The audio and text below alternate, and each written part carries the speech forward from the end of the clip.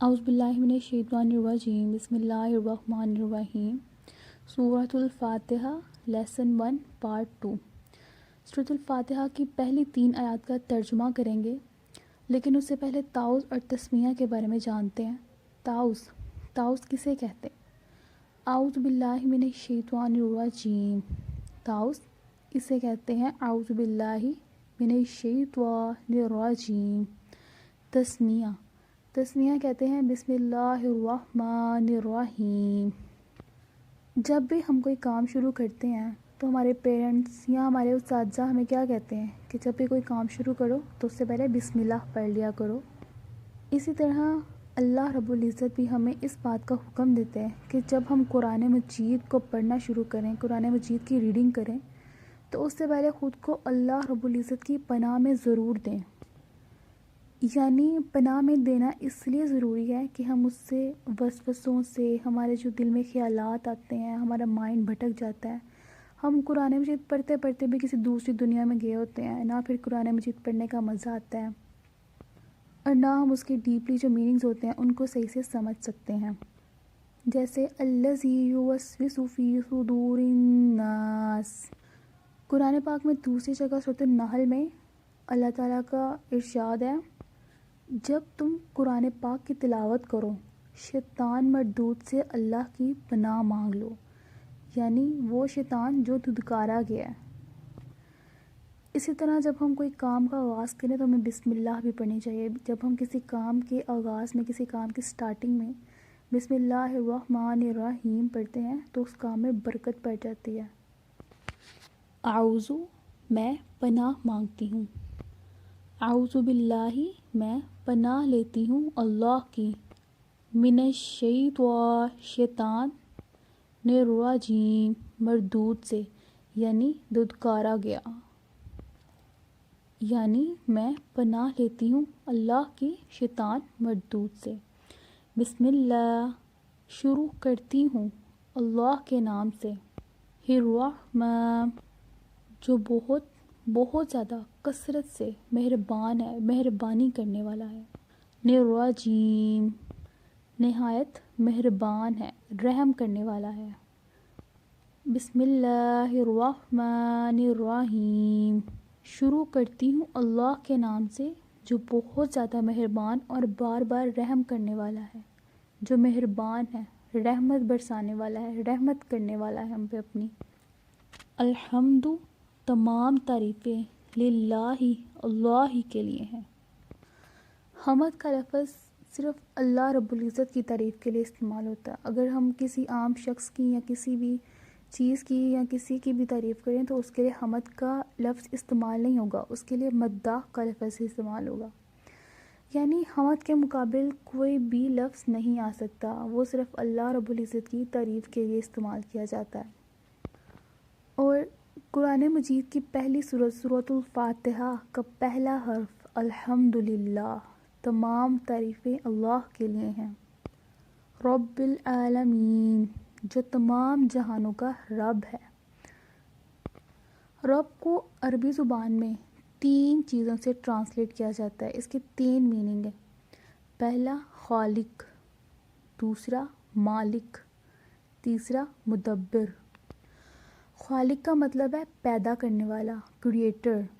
مالک کا مطلب ہے اونر، جس کے پاس اختیار ہے۔ مدبر یعنی تدبیر کرنے والا، پلانر، نئے نئے منصوبے بنانے والا۔ اس دنیا میں کوئی بھی کام ہو رہا ہے اس کی پلاننگ اللہ رب العزت ہی کرتے ہیں، اللہ رب العزت ہی اس کو چلا رہے ہیں۔ اسی طرح عورت کو عربی زبان میں ربۃ البیت یعنی گھر کی مینیجر، گھر کی مالکن کہا جاتا ہے۔ الحمد تمام تعریفیں للہ اللہ ہی کے لیے ہیں، رب العالمین جو تمام جہانوں کا رب ہے۔ عالمین، عالمین کا بیسک کنسیپٹ، بیسک سٹرکچر عین لام میم ہے، یعنی اس کا مطلب ہے نشانی، ہر وہ چیز جو ہمیں اللہ رب العزت کی معرفت کی طرف لے کر جاتی ہے، ہمیں اللہ رب العزت کی موجودگی کا پتہ بتاتی ہے۔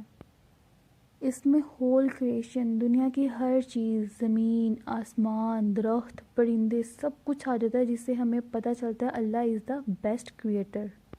الرحمن الرحیم، جو بہت زیادہ رحم کرنے والا ہے، مہربان ہے، اور رحمان جو بہت زیادہ کثرت سے مسلسل رحمت برسانے والا ہے۔ رحمت کا ورڈ ہم نے عام بھی اتنا یوز کرتے ہیں کہ اللہ تعالیٰ کی رحمت، اللہ تعالیٰ بہت رحیم ہے، اللہ تعالیٰ بہت رحمان ہے۔ اللہ تعالیٰ کی رحمتیں دو طرح کی ہیں، ایک خاص رحمت، ایک عام رحمت۔ عام رحمت دنیا میں رہنے والے لوگوں کے لیے، جو دنیا میں ہر کوئی شخص مسلمان ہے، غیر مسلم ہے، اللہ تعالیٰ اس پر اپنی خاص رحمت کر رہے ہیں۔ لیکن خاص رحمت صرف قیامت میں ان لوگوں کے لیے ہوگی جنہوں نے اللہ رب العزت پر ایمان لائے اور دین اسلام پر چلے اور اس پر عمل کیا۔ اللہ رب العزت کی رحمت کے 100 حصے ہیں، ایک حصہ دنیا میں اور 99 آخرت کے لیے، ان لوگوں کے لیے جو اس پر ایمان لے کر آئیں گے۔ الرحمن الرحیم، جو بہت زیادہ مہربان، نہایت رحم کرنے والا ہے۔ الرحمن الرحیم، جو بہت زیادہ رحمان ہے، بخشش کرنے والا ہے اور نہایت مہربان ہے۔ مالک یوم الدین، مالک ہے جس کے پاس آنرشپ ہے، اختیار ہے۔ مالک ہے کس دن کا؟ جزا کے دن کا، یوم الدین، جزا کے دن کا، ڈے آف ججمنٹ، آخری دن کا، قیامت کے دن کا۔ دین عمل کا نام بھی ہے، عمل یعنی جزا اور سزا۔ دین کا لفظ نکلا ہے دین سے، جس کا مطلب ہے قرضہ، بدلہ۔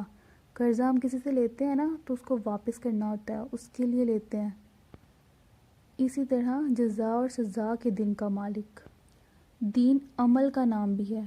مسلمان ہونا صرف زبان سے اقرار کرنے سے بندہ مسلمان نہیں ہوتا، جب بندہ دل سے کرے اقرار اور ساتھ اس پر عمل کرے تب بندہ مسلمان ہوتا ہے۔ دل سے تو ہر کوئی کہہ لیتا ہے کہ جی میں مسلمان ہوں، لیکن اس پر عمل کرنا ضروری ہے۔ دین عمل کا نام بھی ہے۔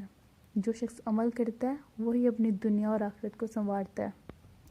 الحمد، تمام تعریفیں، للہ، اللہ ہی کے لیے ہیں، رب العالمین، جو تمام جہانوں کا رب ہے۔ الرحمن الرحیم، جو بہت زیادہ رحم کرنے والا ہے کثرت سے اور بہت زیادہ مہربان ہے۔ مالک یوم الدین، جو مالک ہے جزا کے دن کا، قیامت کے دن کا، آخری دن کا۔